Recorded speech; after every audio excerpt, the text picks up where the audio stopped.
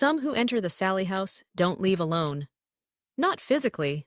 Most people walk out just as they walked in. But something intangible lingers. It's as if the house itself clings to them, an invisible residue that follows them beyond its walls. The stories are countless, whispered among investigators, visitors, and even skeptics who now refuse to return. They speak of a presence that transcends place. A shadow that slips quietly into the suitcase as you pack to leave, hitching a ride into the world outside. For some, the first signs emerge in the quiet of their own homes. They recount nights disturbed by vivid nightmares, images so real that the line between sleep and waking blurs. In these dreams, the halls of the Sally house stretch on endlessly, doors slam shut with no one there to move them, and a child's laughter echoes from empty rooms. Some wake gasping in the dark, heart racing, the sensation of unseen hands pressing them down. Others describe shadowy figures that lurk just out of sight, flitting across the edge of their vision. They dismiss it at first as leftover nerves, the tricks of a tired mind. But when lights begin to flicker, televisions turn on and off, and phones lose charge without reason, the unease grows. Electronic disturbances are a common thread among those who claim to carry echoes of the house with them. Devices malfunction inexplicably. Alarm clocks reset to midnight, computers freeze at odd intervals, and batteries drain at an impossible rate. One former guest described how every watch she wore after her visit would stop within hours, always at 3:33 a.m., the same moment she had heard a whisper in the Sally house basement. Another remembered the odd static that invaded her calls, a faint, childlike giggle beneath the surface, no matter whom she dialed.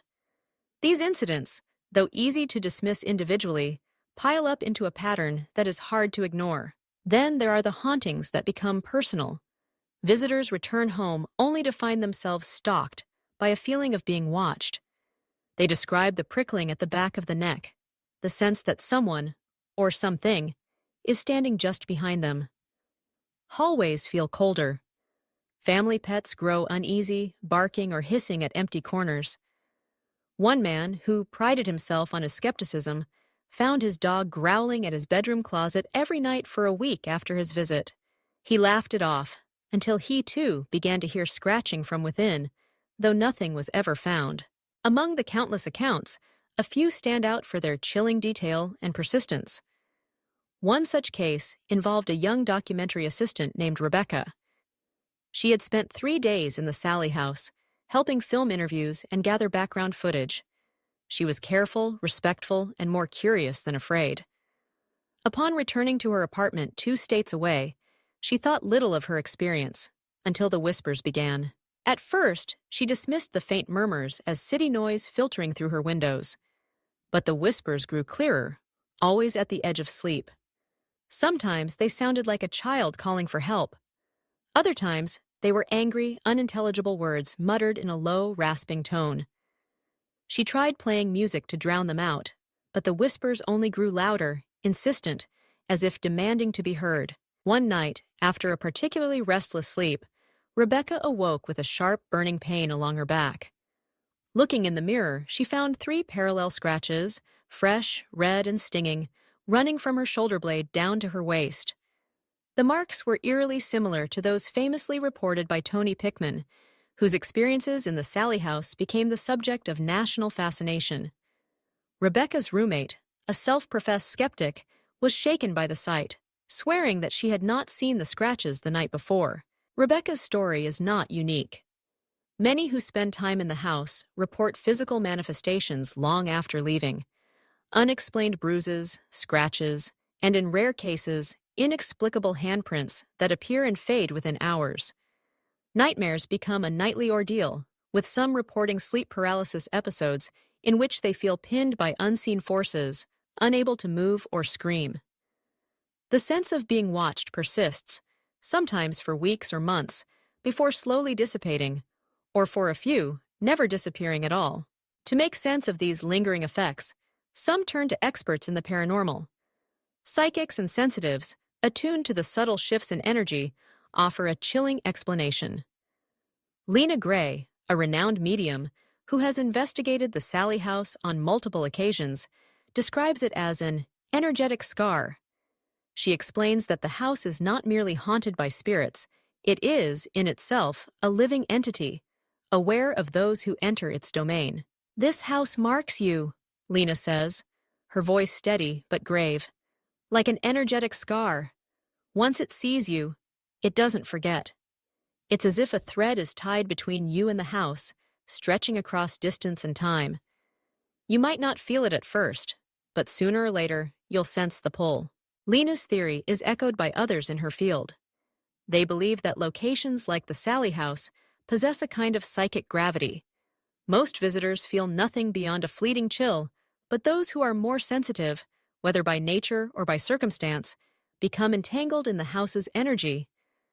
This connection acts as a conduit, allowing whatever resides within the house to reach out, even across vast distances.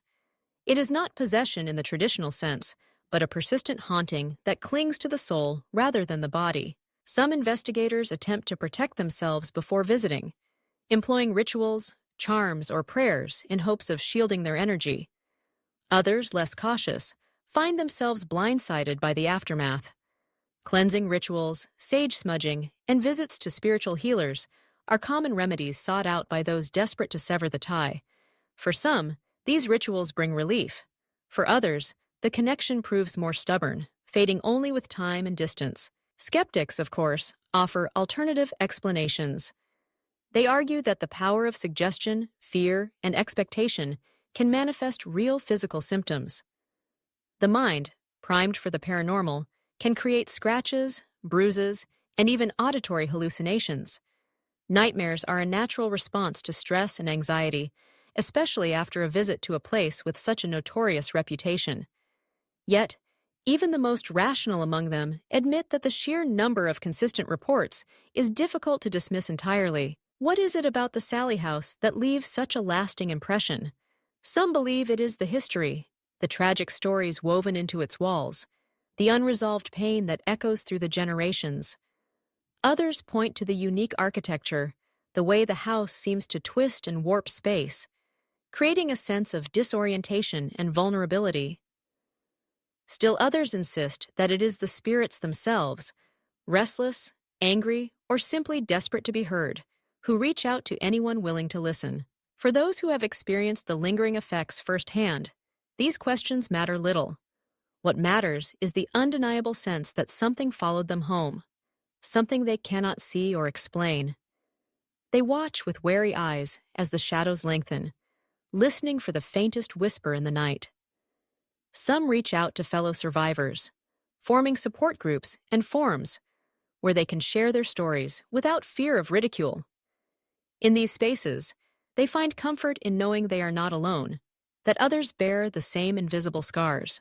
There is a lesson, perhaps, in these echoes that follow. The Sally house is a reminder that some places are more than bricks and mortar, more than stories passed down through the years.